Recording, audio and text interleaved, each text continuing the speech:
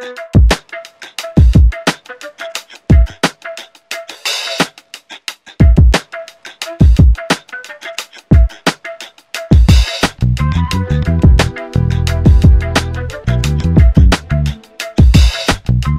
I think the definition being cultured is quite a broad term, and it can be used differently for different people, different generations actually.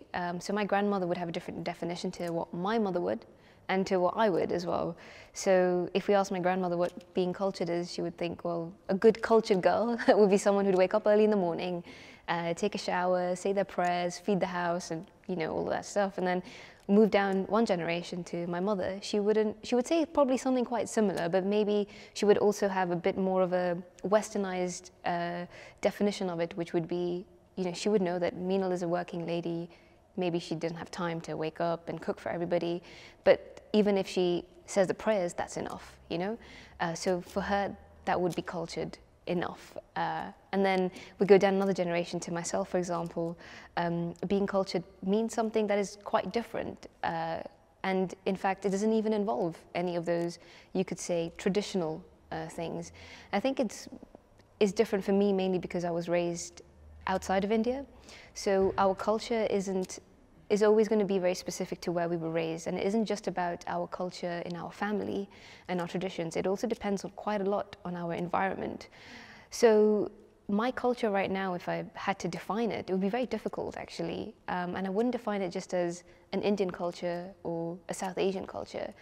I would define my culture as a British Asian culture, because that's a community I was brought up in and raised in.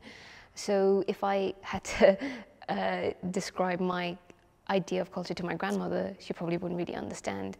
But my idea of culture is a product of where I was born, my environment, and what my parents and what my grandparents have taught me. So as we go down generations, things have changed because we've had more influence, different environments that we were raised in, and we've started to create our own identities actually. So I think now we're in a generation where the mix of British and Asian culture, the creolization of both cultures has created something quite unique actually, in the sense that we have like our British Asian music. We have our own comedians actually who joke about our ancestors and our culture. So the term culture is very different for different people, and I think that's the beauty of it, that it should be unique to everybody, and people should feel proud of their own unique definition of culture. And I don't think anything should be sort of imposed on anybody, because that sort of defies what it means, because culture should be something you're proud of, you're comfortable in, and you should be comfortable in your own skin, comfortable of who you are actually. So the term culture shouldn't be one definition, I think. It will change, and it will keep changing. It can change for me next year. Maybe next year I'm in a completely different place. So I will embrace other parts of the environment that I will be in.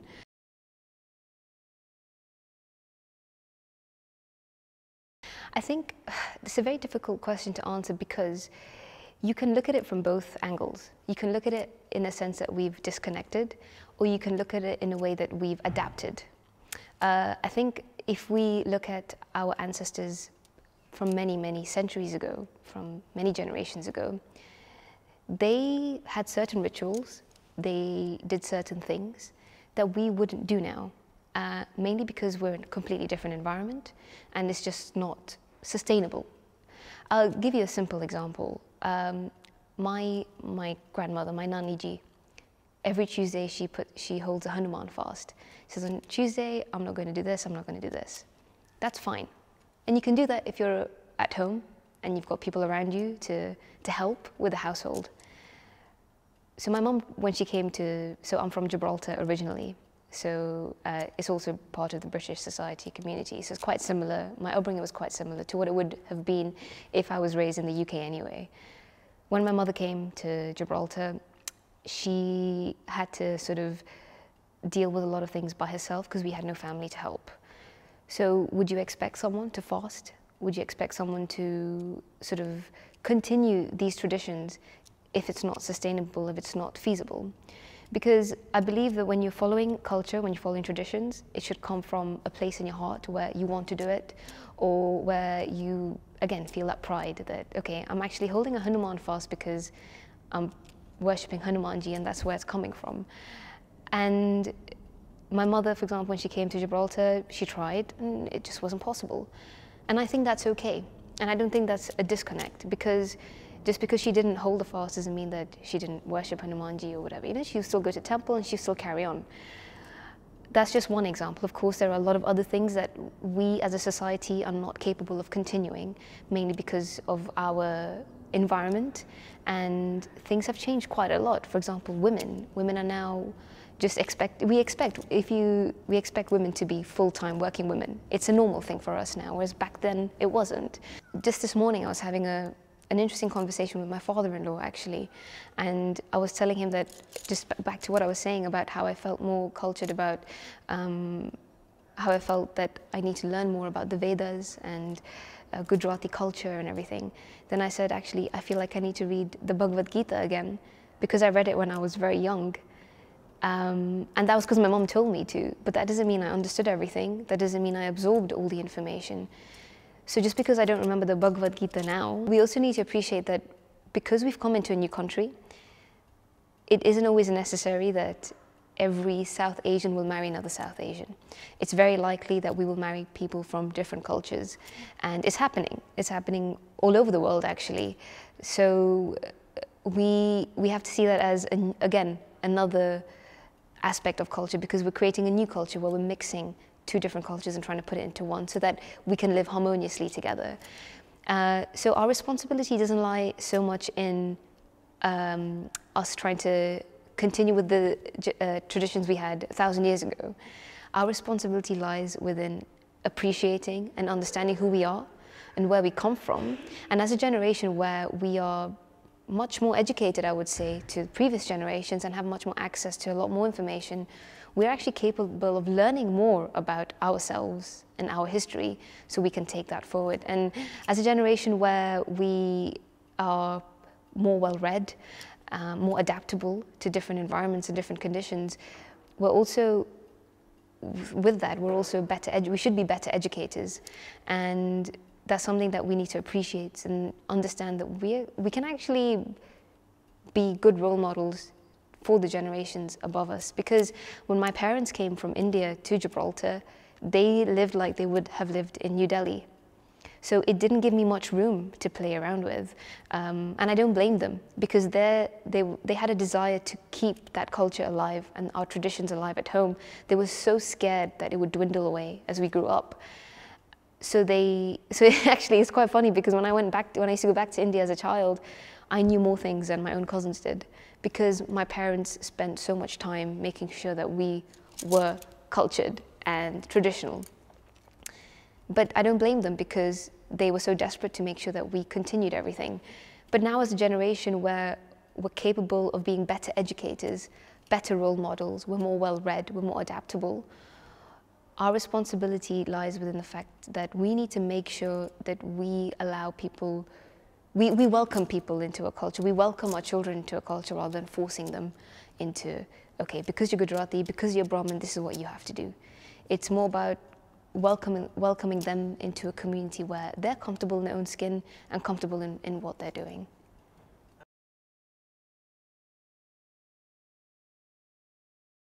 I think that if we look at the small things, like people wearing bindis in the Coachella festival, or just the minor details that people seem to get offended by, you have to think, why are they doing this? And if people try to adapt into our culture with a very innocent, like, oh, I really like wearing a sari, then that's okay.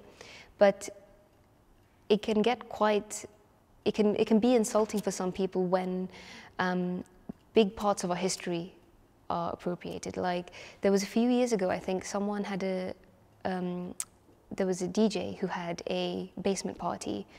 There was alcohol involved, and there was a lot of, it was music, the music was like EDM, house music, and the poster was actually of Lord Shiva. Now, relating Lord Shiva to that kind of environment would be insulting for us, and I think it's okay for us to feel that sort of insult and say, actually, we can't put our deity or Lord Shiva with this kind of environment. I think to that extreme, it's okay. We should speak up because we should protect our culture. And there are certain parts of our history that hold a lot of meaning behind who we are and our traditions. And that's something we should protect. Wearing sindoor is something a married woman would wear. Wearing a bindi is also something a married woman would usually wear after they get married. But then also if people wear a bindi in a Coachella festival, to some degree that should be a celebration that people like our culture and people want to be involved in what we do. So I think there are different, you can look at it from different angles and also explore a bit more what the meaning behind is. Why did this person put a Lord Shiva poster for that kind of environment? Why did this girl randomly buy a pack of bindis from Ealing Road in Wembley to go to Coachella? It's very, so one side looks really innocent, with the other side where you're just like, well, we don't know. And if you go to this person and ask him, why did you put Lord Shiva on your poster? He might say, it just looked cool. And it could be as simple as that. So he could probably say something like, the artwork looks really good, so I wanted to put it up, which is fair, really. We can't blame them for not understanding the meaning behind Lord Shiva and the meaning behind our history and culture. So again, cultural appropriation is a big, big debate and a big discussion we can continue for many different things, actually. But we also have a role in perhaps preventing that by educating people and actually telling people, this is what a bindi means. So instead of attacking, saying, why are you wearing a bindi? Say, actually, this is what wearing a bindi means. This is what Lord Shiva means to us. And this is how a sari is worn. And, I know it's very easy for me to say sitting here right now, and I understand there are times where you can get quite riled up. But it's always important just to take a step back and look at the bigger aspect. Because if we're trying, we come to a bit of a grey area now, don't we? Because as I mentioned, we're trying to create a new culture as a British Asian culture, but then also you've got cultural appropriation. Where do we draw the line? There is no line, actually, right now that I can think of. But I just think that, one, we can create a new culture by celebrating and binding different cultures together. And then also we can prevent cultural appropriation. You can't prevent it, but we can minimize it, actually, by playing a better role in educating people as British Asians, because it goes back to what I said earlier about having that responsibility.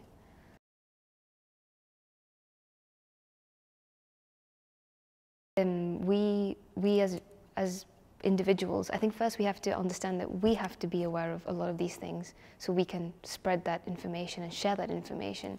So the responsibility actually comes on us first, before we can say, oh, but there are a lot of people who don't know about our culture, or a lot of people who don't know about what happened between India and Pakistan or the British Raj. So I think firstly, we have to look at it from ourselves. Have we educated ourselves enough so that we can move on and tell other people about it? Have we learned enough? Have we actively learned more than what we would have if we didn't have any of this information to spread that knowledge? Because now we have the internet, we've got YouTube channels, we've got an endless list of things that people can look into. So I think firstly, as just from a very broad aspect, I think as individuals we should take more responsibility in learning about these things ourselves so we can talk about it even if it's casually. Secondly, in a more specific way, I think schools should try and implement this in the history lessons because I felt like when I was younger I learned a lot about things that, we learned about World War I, World War II, which are also very important historical events. But that sort of teaching of the World War I, World War II dragged for about 3 or 4 years, and I kept learning the same thing again and again. Whereas in my classroom, I had people from different parts of the world. So if I learned more about their history and their culture, then maybe I would have felt more comfortable around them and probably understood their life a lot better.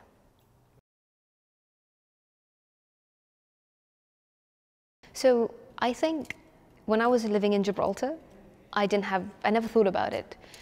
Mainly because it was a very small community and the Indian population it's not as big as it is here, of course, but in ratio to the population of Gibraltar, we were quite a big community.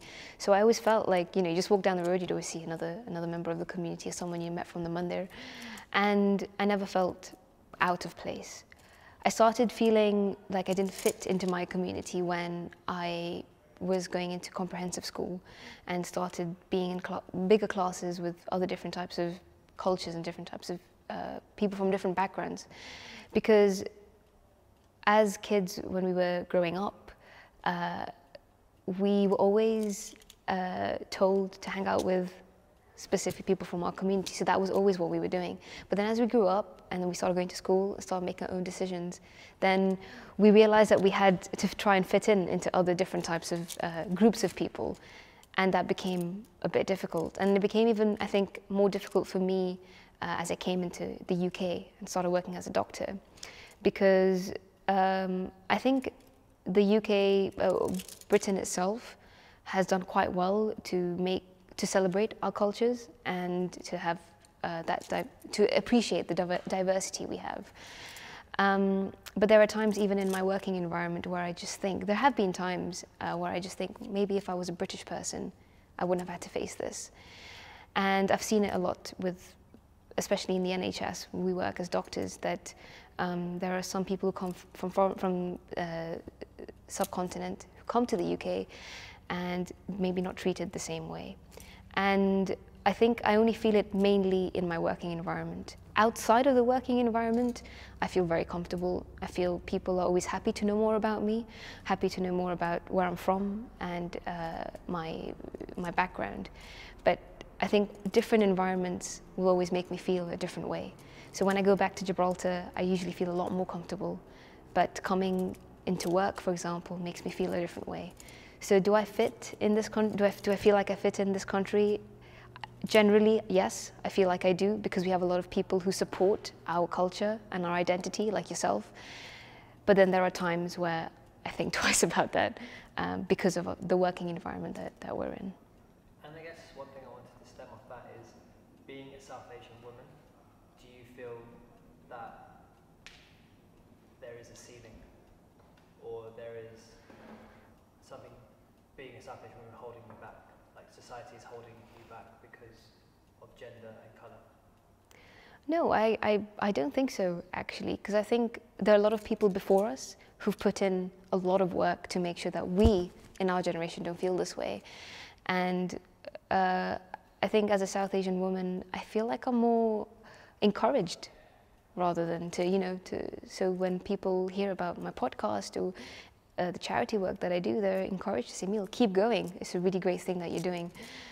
Rarely have I encountered anyone that said, actually, it's something that won't work, something that you can't do. And I think it's because of the people before us, maybe 10 years ago, 20 years ago, who opened those doors for us and made things a lot easier for us. Maybe on a bigger scale, maybe in 10 years' time my answer will change because I'll be in a different place. But right now I feel quite comfortable with where I am and what I'm doing. Maybe if you ask someone else who's in politics or at a different stage of their career, it might be different. But in the position I'm in now as a doctor, having my own podcast and trying to share different stories, I've only received encouragement, even from those who are not part of our community.